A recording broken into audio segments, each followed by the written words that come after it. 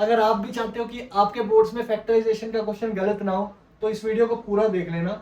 इस वीडियो में मैं आपको समझाने वाला हूँ फैक्टर थ्योरम क्या होता है, रिमाइंडर थ्योरम क्या होता है, और क्या किसी पोलिनोमियल को बिना डिवीजन के भी सोल्व किया जा सकता है, क्या उसका रिमाइंडर निकाला जा सकता है।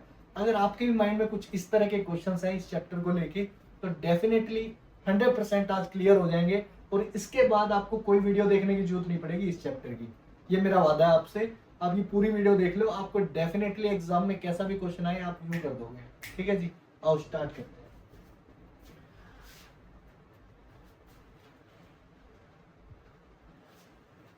तो हम कौन सा चैप्टर पढ़ रहे हैं जी? Factorisation, remainder and factor theorem. अगर मैं आपको ये समझाऊं, सबसे पहले आपसे एक क्वेश्चन पूछना चाहूंगा मैं, मुझे एक छोटा सा क्वेश्चन का जवाब दो आप, कि अगर मैं आपसे पूछूं कि फैक्टर्स क्या होते हैं तो आपका आंसर क्या होगा? सर हमें आते हैं। ज्यादातर बच्चों का आंसर होगा हमें पता है, क्योंकि हमने बचपन में ही सीख लिया था।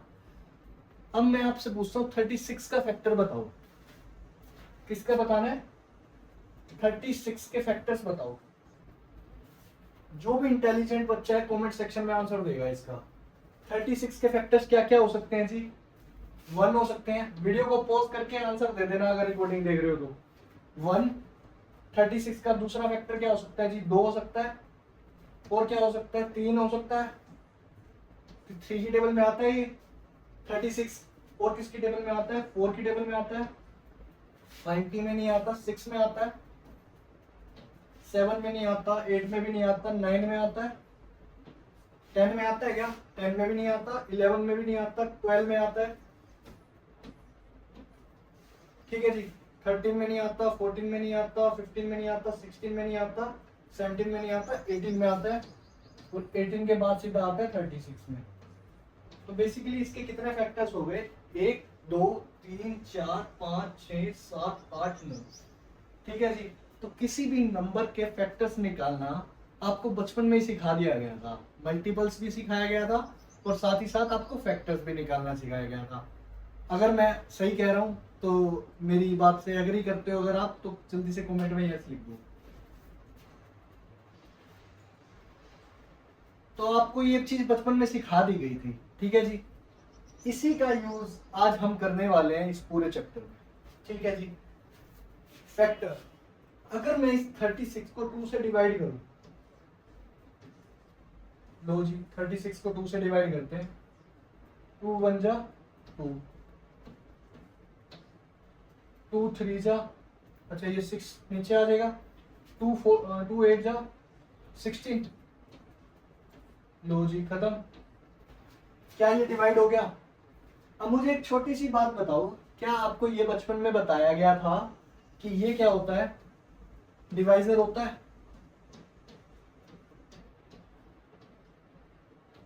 डिवाइजर होता है। 36 जो है वो क्या होता है? डिविडेंड होता है। ठीक है जी। और 18 क्या होता है? क्वोशिएंट होता है।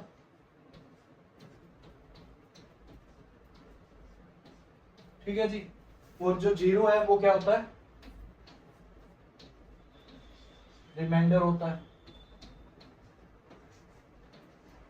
आई होप आपको ये याद होगा।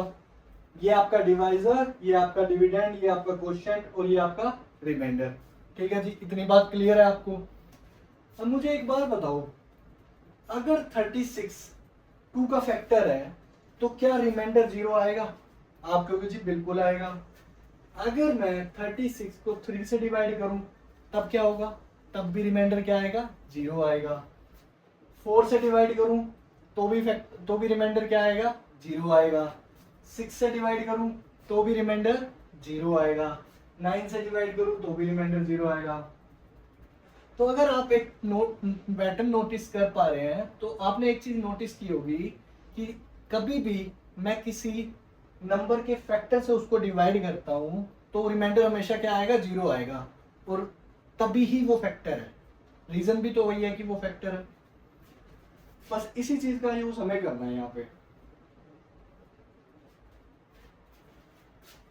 फैक्टर थ्योरम कहती है, यहां ऐसे लिख भी देता हूं मैं, फैक्टर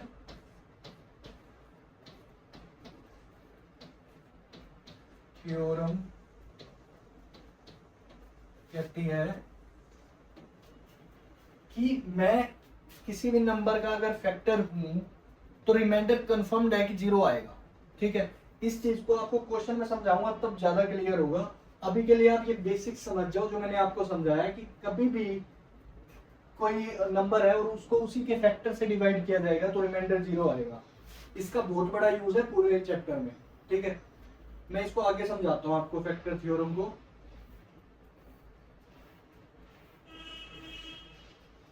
सबसे पहला क्वेश्चन क्या दिया जी आपको, क्वेश्चन से स्टार्ट करते हैं और क्वेश्चन में मैं आपको इतना डिटेल में समझा दूंगा ना रिमाइंडर थ्योरम क्या होता है और फैक्टर थ्योरम क्या होता है। आपको कहीं जाने की जरूरत नहीं पड़ेगी, वीडियो पूरी देख लो बस। ठीक है जी। Find the remainder without division on dividing fx by x minus 2 where fx जो है, मैं इसको थोड़ा सा वो कर देता हूँ, बस इतना ही होगा। Find the remainder without division on dividing fx by x minus 2। fx बोला जाता है जी किसी भी फंक्शन को, बेसिकली एक पोलिनोमियल दिया हुआ है 2x³ माइनस 7x² प्लस 3, उसको जब आपने डिवाइड करना है किससे, x माइनस 2 से, तो रिमाइंडर क्या आएगा बस ये बताना है। तो आपसे कहीं भी ये पूछ लिया जाए ना कि रिमाइंडर बताओ, आपको कुछ नहीं करना, आपको जो भी डिवाइजर है हमें डिवाइड किससे करना है, x माइनस 2 से करना है। x माइनस 2 को आप सीधा सीधा 0 पे इक्वेट करोगे और वहां से x की वैल्यू निकालोगे। यहाँ से x की वैल्यू क्या आ गई जी, 2 आ गई, माइनस 2 था तो उधर जाके प्लस 2 हो गया। तो जो x की वैल्यू आई है ना, आप इसको इस पोलिनोमियल में पुट करोगे, इस फंक्शन में पुट करोगे। ठीक है जी, और जो भी वैल्यू आएगी वही आपका आंसर है, वही आपका रिमाइंडर है इसका। ठीक है जी, तो 2x³ माइनस 7x² प्लस 3 दिया हुआ था आपको। ठीक है, ये किसकी वैल्यू दी थी, fx की। और हम क्या निकालने वाले हैं, x की जगह 2 पुट करने वाले हैं, तो x की जगह मैं 2 लिख दूं। ठीक है जी, तो यहाँ 2 पुट करेंगे x की जगह, 2³ माइनस 7 इंटू 2² प्लस 3। ठीक है, f2 इक्वल टू 2 इंटू 2 का क्यूब क्या होता है जी, 8 होता है, माइनस 7 इंटू 2 का स्क्वायर होता है 4 प्लस 3। ये हो गया आपका 2 8 जा 16 माइनस 7 4 जा हो गया आपका 28 प्लस 3। 16 प्लस 3 क्या होगा, 19। तो 19 माइनस 28, 18 माइनस 9 विल बी 9, तो 9 आंसर आ जाएगा। अच्छा, ये जो आया है ये किसकी वैल्यू आई है, f2 की, और इसी को हम बोलते हैं रिमाइंडर। क्या बोलते हैं, रिमाइंडर। मुझे एक छोटी सी बात बताओ, चैप्टर में जो डिस्कशन है वो किसका है, दो ही तो कॉन्सेप्ट है, एक है आपका रिमाइंडर थ्योरम, एक है फैक्टर थ्योरम, राइट। जो हमने वैल्यू निकाली है ना अभी, हमने क्या किया, मैं दोबारा रिपीट करूं तो x माइनस 2 जिससे भी डिवाइड करना है, यानी जो भी डिवाइजर है उसको आप इक्वल टू 0 रखोगे और उससे x की वैल्यू निकालोगे। ठीक है, x की वैल्यू निकालने के बाद आपको सीधा सीधा फंक्शन में पुट करनी है वैल्यू, और वो पुट करने के बाद जो भी आंसर आएगा वो आपका रिमाइंडर होगा उसका। ठीक है, तो बिना डिवाइड किए अगर आपको रिमाइंडर निकालना है तो आप ऐसे निकाल सकते हो, और इसी को बोला जाता है रिमाइंडर थ्योरम। ठीक है, हम इसमें क्या लिखेंगे, यहाँ पे लिख भी देंगे, यूजिंग रिमाइंडर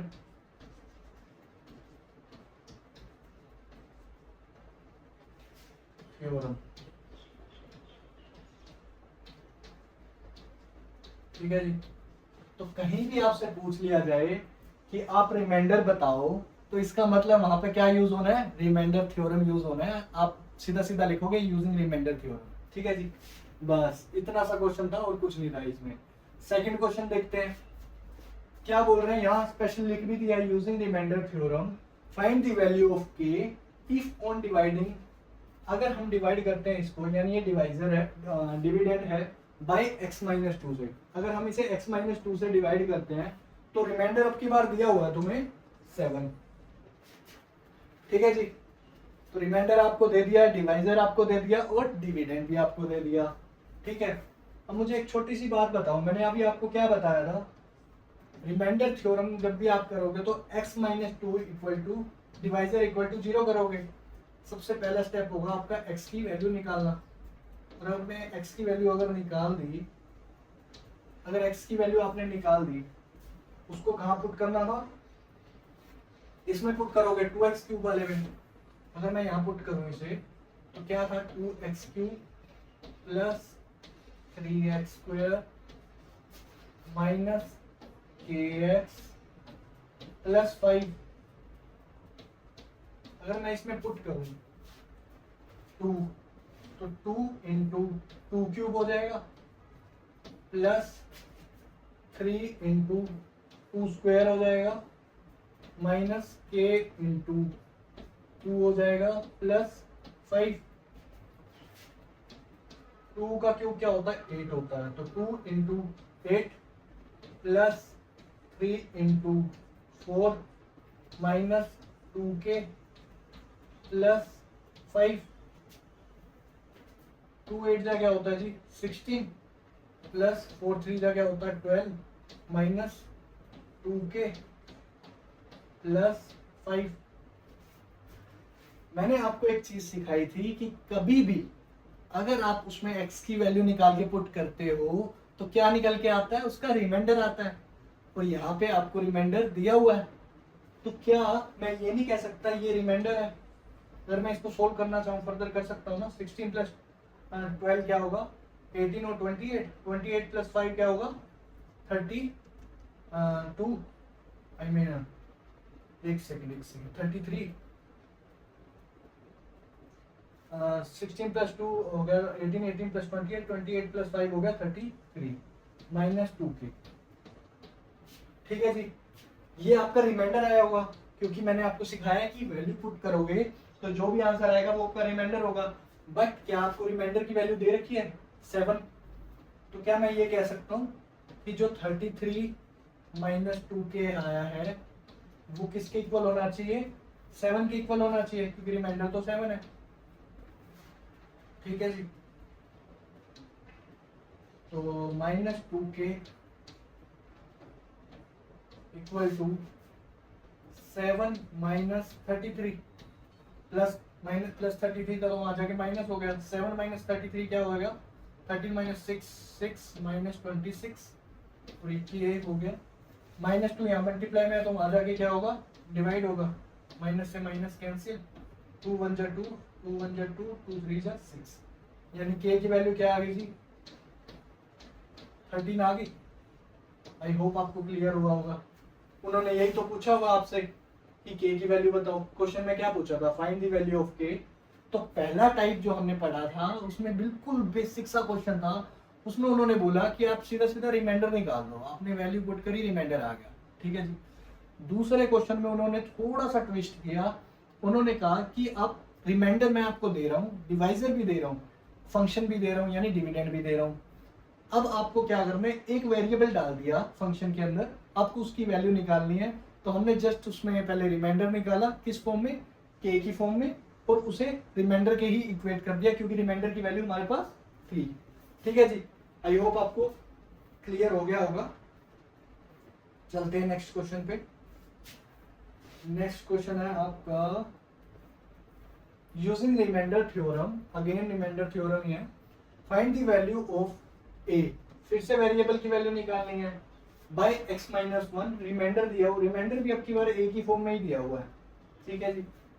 तो हमें fx दिया हुआ है, हम ऐसे लिख देंगे let fx be x cube plus 5x square minus ax plus 6, ठीक है जी। यहां से अगर मैं निकालूं वैल्यू, इधर निकाल देता हूँ साइड में, x माइनस 1 इक्वल टू 0 करके तो क्या आएगी x की वैल्यू 1 आएगी। इसी को हमने यहाँ पे पुट करना ताकि रिमाइंडर निकल जाए। तो f1 जब मैं पुट करूंगा तो क्या होगा 1 का cube plus 5 into 1 square minus a into 1 plus 6। ठीक है जी। तो मैं इसको सोल्व करूँ तो क्या होगा 1 का क्यूब हो गया 1 प्लस 5 इंटू 1 हो गया 5 माइनस a प्लस 6। 5 प्लस 1 हो गया 6 आपका माइनस a प्लस 6। 6 प्लस 6 क्या होगा 12। 12 माइनस a। ठीक है जी। ये आपका क्या आ गया रिमाइंडर आ गया। वैल्यू पुट करके क्या निकलता है हमारा रिमाइंडर निकलता है। तो ये आ गया रिमाइंडर। बट रिमाइंडर की वैल्यू तो 2a दी हुई थी, यानी मैं ऐसा कह सकता हूँ कि 12 माइनस a जो है वो 2a के इक्वल होना चाहिए, क्योंकि ये भी रिमाइंडर है और ये भी रिमाइंडर है, तो दोनों को इक्वल रख सकते हैं हम। तो माइनस a वहां जाके क्या होगा पॉजिटिव होगा। तो 12 equal to 2a plus a जो कि हो गया आपका 3a और ये हो गया 12 बाय 3। 3 1 जा 3, 3 4 जा 12। a की वैल्यू क्या आ गई जी 4 आ गई। बस खत्म, इतना सा करना था। तो जैसे वो क्वेश्चन था वैसे ही डिट्टो ये क्वेश्चन है। ऊपर वाले में जो हमें रिमाइंडर दिया हुआ था वो एक फिक्स वैल्यू दी हुई थी 7, और इसमें आपको जो रिमाइंडर दिया हुआ था वो 2a दिया हुआ था, बेसिकली वेरिएबल में दिया हुआ था। बस उसी से ही a की वैल्यू निकाल दी, बस खत्म। डिट्टो क्वेश्चन था, है ना जी। उसके बाद देखते हैं what number must be subtracted from what number must be subtracted from this. इससे क्या सब्ट्रैक्ट करें so that the resulting polynomial leaves the remainder 2। जो रिजल्टिंग पॉलिनोमियल है वो रिमाइंडर 2 छोड़ के जाए, और when divided bye 2x plus 1, यानी डिवाइजर दिया हुआ है ये। तो सबसे पहला काम हमारा क्या है 2x प्लस 1 इक्वल टू 0 रख के हम x की वैल्यू निकाल लें। माइनस 1/2 आएगी यहाँ से वैल्यू। fx कितना है 2x square minus 5x। 2x square minus 5x है। हमें क्या पुट करना है f माइनस 1/2। बट उससे पहले एक चीज बोली है इन्होंने, what number must be subtracted from this. इससे क्या नंबर सब्ट्रैक्ट करें कि जो रिजल्टिंग पॉलिनोमियल हो, यानी इससे जो माइनस करें, मान लो k माइनस करता हूं मैं, इससे कुछ भी माइनस करने के बाद जो ये पॉलिनोमियल बना है, इस पॉलिनोमियल की बात कर रहे हैं वो, इस पॉलिनोमियल की बात कर रहे हैं वो, ठीक है जी। डिवाइड माइनस करने के बाद जो पॉलिनोमियल बना उसको जब हम सोल्व करते हैं, डिवाइड करते हैं, तो रिमाइंडर 2 आता है। यानी इसको जब हम सोल्व करेंगे तो रिमाइंडर 2 आएगा, यानी 2 इंटू माइनस 1/2 का square minus 5 into minus 1/2 minus k। ठीक है, इसको सोल्व करेंगे।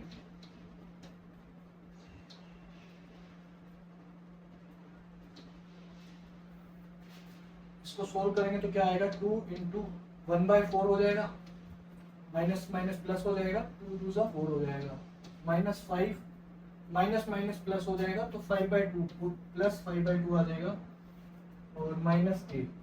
ठीक है जी, ये हो गया 2 1 जा 2, 2 2 जा 4, तो ये बन गया आपका 1/2 प्लस 5/2 माइनस k। इसको और भी सोल्व कर सकते हैं फर्दर। 5 प्लस 1 6/2, एलसीएम तो 2 ही है इसका, माइनस k 2 1 जा 2, 2 3 जा 6, यानी ये निकल के आ गया आपका 3 माइनस k।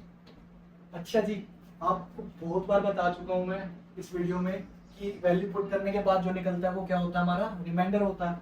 वो रिमाइंडर हमें दिया हुआ है। रिमाइंडर कितना दिया हुआ है जी 2 दिया हुआ है, यानी जो इसकी वैल्यू है वो 2 है।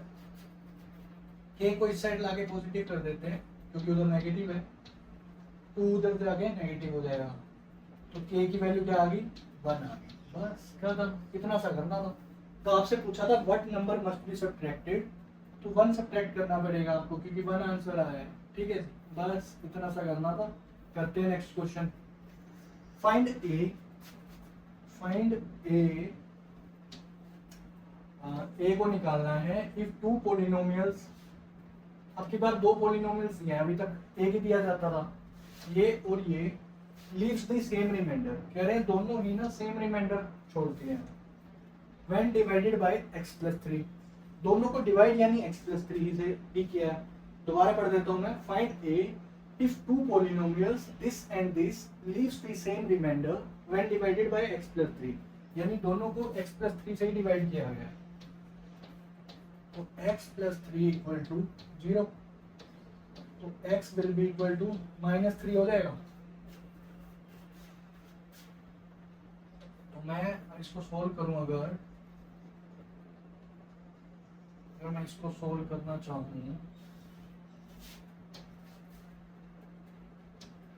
तो क्या करूंगा, 8x³ प्लस 3x² -9। ठीक है, इसमें -3 पुट करूं, a इंटू -3 का क्यूब प्लस 3 इंटू -3 का स्क्वायर -9। इसको सोल्व करें तो क्या आएगा, a इंटू -3 का क्यूब क्या हो गया, -27 होगा, प्लस 3 -3 का स्क्वायर क्या होगा, 9 होगा, पॉजिटिव 9, और ये हो गया -9। ये होगा -27a। ठीक है जी, 3 9 जो हो गया 27 -9। ठीक है, -27a प्लस ये कितना होगा तुम्हारा 18 होगा। तो ये आ गया एक फर्स्ट रिमाइंडर। ठीक है जी, ये आ गया आपका फर्स्ट रिमाइंडर। दूसरा केस क्या बोला था, दूसरा केस क्या बोला था आपको, 2x³ प्लस 3x² प्लस नहीं 4x था,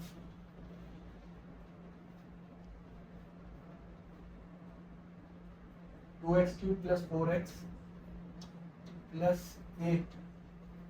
ठीक है जी, ये दिया हुआ है 2x³ प्लस 4x प्लस 8। इसमें वैल्यू पुट करेंगे x की, तो क्या थी -3, तो -3 का क्यूब प्लस 4 इंटू -3 प्लस 8, ये आ जाएगा 2 इंटू -27 प्लस नहीं आएगा -12 प्लस 8, ये आ गया आपका -54 -12 प्लस 8, और इसको प्लस करेंगे तो माइनस माइनस प्लस होता है, 4 प्लस 2 6 हो गया, 5 प्लस 1 6 हो गया। ठीक है जी, -66 प्लस 8। तो दो रिमाइंडर निकल के आए, एक निकल के आया -66 प्लस 8 और एक निकल के आया -27a प्लस 8। उन्होंने क्या कंडीशन दे दी आपको कि अगर इन दोनों पोलिनोमियल्स को तुम डिवाइड करते हो किससे, x प्लस 3 से, तो रिमाइंडर जो है वो सेम आता है, लीव्स द सेम रिमाइंडर। ठीक है, सेम आता है तो दोनों के रिमाइंडर को इक्वल रखना चाहिए। -66 प्लस 8 इक्वल टू क्या होना चाहिए, -27a प्लस 18 होना चाहिए, क्योंकि दोनों रिमाइंडर सेम है। तो ये a वाली टर्म इधर ले आते हैं, a प्लस 27a, और ये हो गया -66 वहां जाके पॉजिटिव 66, 84। ठीक है, 84, और ये हो गया 28a। ए की वैल्यू क्या आ गई, 84/28 आ गई, ये आ गया 3 जब ए की वैल्यू निकल आई आपकी 3। ठीक है जी। और हमें निकालना क्या था, क्या निकालना था, ए ही निकालना था, जो कि हमारा सोल्व हो गया बस क्या था। ठीक है जी। आई होप आपको अभी तक समझ आई होगी वीडियो। अगर आ रही है समझ तो पूरी वीडियो जरूर देख लेना, अभी और अच्छे अच्छे क्वेश्चंस आने वाले हैं। ये तो बड़े बेसिक से क्वेश्चंस थे, बहुत अच्छे अच्छे क्वेश्चंस आने वाले हैं आगे। तो क्वेश्चन क्या दिया जी, the polynomial this and this when divided by x minus 4 leave the remainder r1 and r2 और कंडीशन दी हुई है if 2r1 equal to r2 find the value of a। बड़ा आसान था, यानी रिस्पेक्टिवली वर्ड लिखा है, यानी पहले वाले का जो रिमाइंडर आएगा वो r1 है और जो दूसरे वाले का रिमाइंडर आएगा वो r2 है, उसको r2 बोलेंगे। x माइनस 4 से निकालना है, x माइनस 4 इक्वल टू 0 हो जाएगा, x इक्वल टू क्या हो जाएगा, 4 हो जाएगा। ठीक है जी। ये हो गया आपका ax cube plus 3x square minus 3। ठीक है, अगर मैं इसमें वैल्यू पुट करता हूँ a इंटू एक्स की वैल्यू आई है 4, तो 4 cube plus 3 into 4 square minus 3, ये हो गया आपका 64a प्लस 3 इंटू 4 4 जो 16 माइनस 3, ये हो गया आपका 64a प्लस 48 माइनस 3, ये हो गया आपका 64a प्लस 48 माइनस 3 इज 45। तो ये तो आ गया आपका रिमाइंडर r1। क्या बोला था उन्होंने, जो पहले वाला है उसका रिमाइंडर r1 है, तो पहले वाले का रिमाइंडर आ गया आपका r। दूसरा रिमाइंडर क्या आएगा, दूसरा इसका निकालना है, तो मैं वो यहाँ निकाल देता हूँ।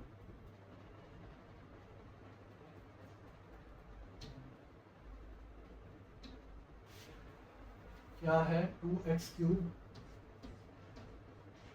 Minus 5x plus 8। ठीक है जी। तो हमें x की वैल्यू 4 दी हुई है, 2 4 का क्यूब माइनस 5 इंटू 4 प्लस 8, 4 का क्यूब क्या होगा 64 इंटू 2 माइनस 5 4 जा 20 प्लस 8, 64 टू जा क्या होगा 128 माइनस 20 प्लस 8, 108 हो गया प्लस a आ गया। ये आपका दूसरा रिमाइंडर आ गया। इसको हमने क्या नाम दिया हुआ, उन्होंने r2 दिया हुआ। तो r1 की वैल्यू भी आ गई, r2 की भी आ गई। अब कंडीशन क्या है, 2r1 equal to r2, 2r1 equal to r2, ये कंडीशन दी हुई है।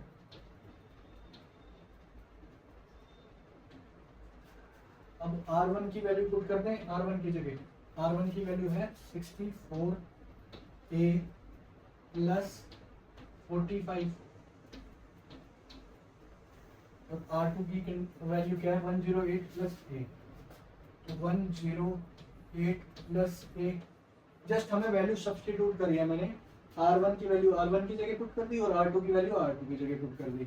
तो ये हो गया तुम्हारा 2 इंटू 64 128a, 2 इंटू 45 हो गया आपका 90, और ये हो गया 108 प्लस 8। दोनों को माइनस करेंगे तो क्या आएगा, ये a इधर आगे नेगेटिव होगा, तो क्या बच जाएगा यहाँ पे 127a, तो ये हो गया 108 प्लस 90 वहाँ जाके माइनस 90 होगा। ठीक है, तो ये कितना बचेगा 8 10 माइनस 9 इज 1, तो a की वैल्यू क्या आ गई जी 18/127। आई थिंक इसलिए सिंप्लीफाई तो होगा नहीं, तो यही आंसर होगा इसका। बस क्या था, इतना सही करना था। तो बेसिकली कोई ना कोई कंडीशन दे देते हैं, जैसे एक में दे दिया आपको रिमाइंडर सेम है, एक में कंडीशन दे दी कि रिमाइंडर का सम दे दिया कुछ, एक में कंडीशन दे दी कि 2r1 equal to r2। Basically reminders निकलवा के कभी कंडीशन दे देते हैं, उसमें वैल्यू पुट करनी है और उसको सेटिस्फाई करना है, उसके हिसाब से सोल्व करना है। ठीक है जी, क्लियर हो रहा है? आगे चलते हैं। Using the remainder theorem find the remainders obtained when this k variable दिया हुआ है इसमें is divided by x plus 1 and x minus 2, hence find k if the sum of two remainders is 1। तो अभी मैंने आपको बोला भी था कि किसी में सम दे देते हैं, तो आप करोगे इस क्वेश्चन को, बड़ा आसान सा क्वेश्चन है, इसका आंसर आप ही दोगे कमेंट सेक्शन में। जो भी बच्चा इंटेलिजेंट होगा वो जरूर देगा इसका आंसर। ठीक है जी, तो मैं एक आइडिया दे देता हूँ। इसमें 2 से डिवाइड करा किया हुआ, इसमें उन्होंने बोला है कि 2 कंडीशन है। Find the remainders obtained when this is divided by x plus 1, यानी एक बार x की वैल्यू -1 लेनी है और एक बार x की वैल्यू 2 लेनी है, और 2 इक्वेशन बनेंगी और 2 रिमाइंडर्स आएंगे बेसिकली वैल्यू पुट करने के बाद, जो कि किसकी फॉर्म में होंगे, k की फॉर्म में होंगे, क्योंकि वेरिएबल है k। तो दोनों जो रिमाइंडर्स आए k की फॉर्म में, उनका सम दिया हुआ आपको क्या, 1। बस उनके सम को 1 के इक्वेट करेंगे, k की वैल्यू निकल जाएगी। तो जो भी इंटेलिजेंट बच्चा है, जो भी अपनी क्लास का टॉपर है ना, या बनना चाहता है फ्यूचर में, वो इसका आंसर जरूर देगा कमेंट सेक्शन में। ठीक है जी, चलते हैं नेक्स्ट क्वेश्चन में। कह रहे हैं without actual division prove that this is exactly divisible by this, कि ये एग्जैक्टली डिवाइड हो रहा है इससे, ये प्रूव करना है, लेकिन डिवाइड नहीं करना उसके बिना। तो अभी सिखाई है इतनी देर से, हम वही तो कर रहे हैं, बिना डिवाइड के कर रहे हैं। इक्वल टू 0 रखूं, ये बट मिडल टर्म स्प्लिटिंग लग रहा है। क्वाड्रेटिक इक्वेशन दिख रही है आपको? आई होप आपको आती होगी, ये लास्ट ईयर हमने बहुत पढ़ी है। तो मल्टीप्लाई करके हमें क्या चाहिए, 3 चाहिए, मल्टीप्लाई करके चाहिए 3, माइनस करके चाहिए 2, तो 3 और 1 ही हो गया। तो x² plus 3x minus x minus 3 equal to 0। 3x minus x 2x ही होता है, और 3x इंटू x 3x² ही होता है, परफेक्ट है। तो x l कॉमन आ रहा है, तो ये बच गया x प्लस 3, माइनस 1 कॉमन आ रहा है, तो अंदर बच गया x प्लस 3 इक्वल टू 0। ये दोनों सेम आ गए, यानी क्वेश्चन सही हो रहा है हमारा। तो x प्लस 3 और दूसरा क्या आ गया, x minus 1 equal to 0। 2 case लेंगे, एक बार x प्लस 3 इक्वल टू 0 और एक बार x माइनस 1 इक्वल टू 0। क्या आंसर आ रहा है, x equal to minus 3 and x equal to 1।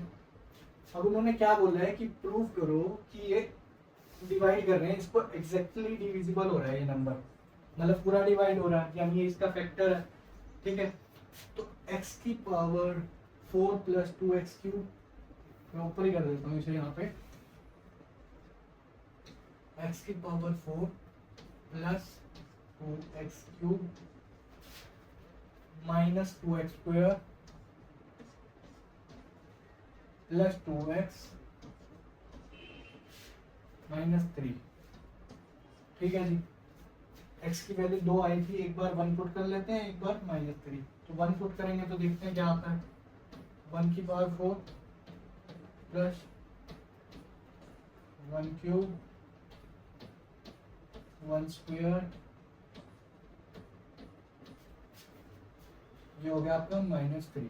ठीक है जी, 1 की पावर 4 यानी 1 हो गया, ये हो गया 2 -2 प्लस 2 -3, -2 से +2 कैंसिल हो गया, 2 + 1 3 है, और 3 - 3 0 हो गया, यानी ये तो इसका कंफर्म्ड फैक्टर है। तो अगर कभी भी रिमाइंडर आपका 0 आ जाए, तो मैंने आपको स्टार्टिंग में क्या कहा था, फैक्टर होगा तभी रिमाइंडर 0 आएगा, अदरवाइज नहीं आएगा। ठीक है जी, तो ये तो इसका फैक्टर है कंफर्म। अब दूसरे का चेक कर लेते हैं। दूसरा क्या था, दोबारा लिख लेते हैं question, x4 plus 2x³ minus 2x² plus 2x minus 3। x की वैल्यू -3 पुट करनी है, तो ये हो गया आपका -3 की पावर 4 प्लस 2 इंटू -3 की पावर 3 -2 इंटू -3 की पावर 2 प्लस 2 इंटू -3 -3। ये -3 की पावर 4 क्या होगा 81 प्लस 81 आएगा। ठीक है जी, प्लस 81 आएगा क्योंकि इवन पावर है तो माइनस खत्म हो जाएगा। 2 इंटू ये हो गया -27 -2 3 3 हो जाएगा 9 पॉजिटिव 9 और इंटू 2 -18 और ये हो गया तुम्हारा -6 और ये हो गया -3। ये आ गया आपका 81 -54 -18 -6 -3 -9। ठीक है जी, तो 81 54 प्लस 18 प्लस 9 क्या होगा, माइनस माइनस प्लस होता है तो 54 प्लस 10 होता है 64 64 प्लस 10 हो गया 74 72 -72 प्लस 10 हो गया -82 यानी -81 आ रहा है। ये कट गया 0, तो यानी ये भी कंफर्म्ड है कि फैक्टर है जब भी 0 आ रहा है। तो जब भी आपको प्रूव करने के लिए कहें कि फैक्टर है ये इसका यानी एग्जैक्टली डिविजिबल हो रहा है तो हम सीधा सीधा पहले उसको इक्वल टू 0 करके x की वैल्यू निकालेंगे, वो हमने निकाल ली। उसके बाद उसे पुट करेंगे उसमें और प्रूव करेंगे कि 0 आ रहा है। अगर 0 आ रहा है तो इसका मतलब ये फैक्टर है या फिर डिविजिबल है। ठीक है जी, बस इतना से करना था। नेक्स्ट पे चलते हैं जी। यहाँ से फैक्टर थ्योरम स्टार्ट हो चुका है आपका। जब भी फैक्टर 0 आ रहा है ना इसका मतलब फैक्टर थ्योरम कर रहे हैं आप। ठीक है, x minus 2 is a factor of this, ये प्रूव करना है। Hence factorize polynomial completely। कह रहे हैं जो x minus 2 है ना वो फैक्टर है इसका, तो x minus 2 equal to 0 put करोगे, x इक्वल टू 2 पुट करोगे। fx की वैल्यू कितनी दी हुई है आपको, x³ plus x² minus 4x minus 4। इसमें अगर मैं 2 पुट करता हूँ तो 0 आना चाहिए तभी प्रूव होगा कि ये फैक्टर है। अभी बताइए आपको ये बात में है। तो ये हो गया 2 का स्क्वायर माइनस 4 इंटू 2 माइनस 4, 2 का क्यूब हो गया 8 प्लस 2 का स्क्वायर हो गया 4 माइनस 8 माइनस 4। 8 से 8 कैंसिल, 4 से 4 कैंसिल, यानी 0 आ गया। अगर 0 आ गया तो कंफर्म ये क्या है, फैक्टर है, तो प्रूव हो गया। जब भी आपको कहीं दिख जाए कि फैक्टराइज करना है पॉलिनोमियल को कंप्लीटली तो आपको उसे डिवाइड भी करके दिखाना पड़ेगा, प्रॉपरली डिवाइड करके, जैसे हम डिवाइड करते हैं। तो मैं आपको वो सिखा देता हूँ अगर आपको नहीं आता है तो। x³ plus x² x³ plus x² minus 4x minus 4 minus 4x minus 4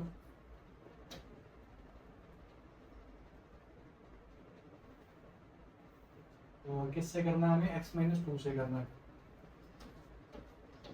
ठीक है जी, x को किससे मल्टीप्लाई करें कि हमें ये देखना होता है। x को किससे मल्टीप्लाई करें कि x³ बन जाए।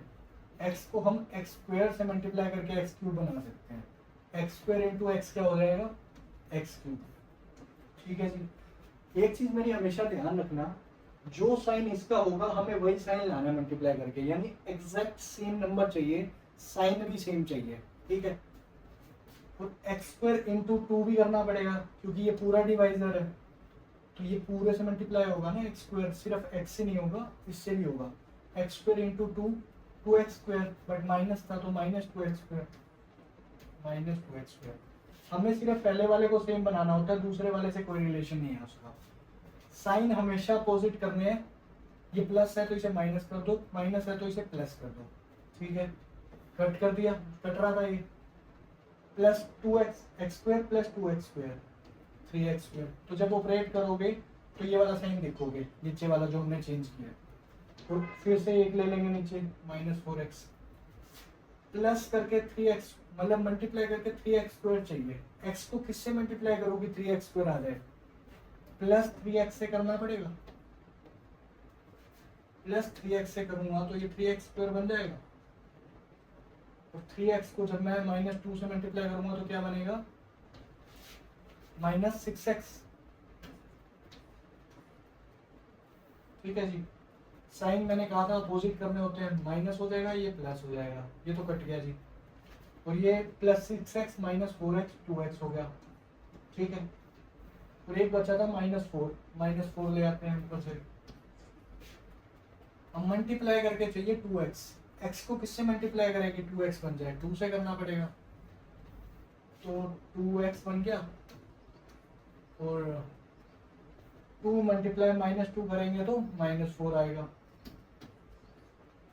ठीक है, प्लस प्लस था, साइन चेंज होते हैं, ये कट गया, -4 + 4 ये भी कट गया, यानी 0 आ गया। ठीक है जी। और उन्होंने वैसे भी बोला था कि x - 2 जो है वो इसका फैक्टर है, और हम वैसे भी ऊपर प्रूव करके भी आए थे, तो फैक्टर है तो ऑब्वियसली रिमाइंडर 0 ही आएगा। अभी भी ये क्वेश्चन पूरा नहीं हुआ है। ठीक है, इसके बाद जो भी ये क्वेश्चन आता है हमारा, उसमें हमारी मिडिल टर्म स्प्लिटिंग लगती है यूजली, x² + 3x + 2। इसको भी मिडिल टर्म स्प्लिट करना है क्योंकि क्वाड्रेटिक इक्वेशन आ रही है आपकी, तो मल्टीप्लाई करके चाहिए 2 और प्लस करके चाहिए 3, तो 2x + x होगा। यहाँ पे x कॉमन आ रहा है, अंदर बच गया x + 2, यहाँ पे 1 कॉमन आ रहा है, अंदर बच गया x + 2, कॉमन आ रहा है x + 2, अंदर क्या बच गया x + 1। तो अब इसके टोटल 3 फैक्टर्स होंगे, एक जो दिया था x - 2, एक होगा x + 2, एक होगा x + 1। तो आपको जब आंसर्स देखोगे आप तो 3 आंसर्स मिलेंगे, x - 2, x + 2 एंड x + 1। ठीक है जी, तो ये 3 फैक्टर्स होंगे इसके। बस ये करना था आपको, और कुछ नहीं करने की जरूरत। तो कहीं भी फैक्टराइज कंप्लीटली लिखा है तो आपको यही करना है।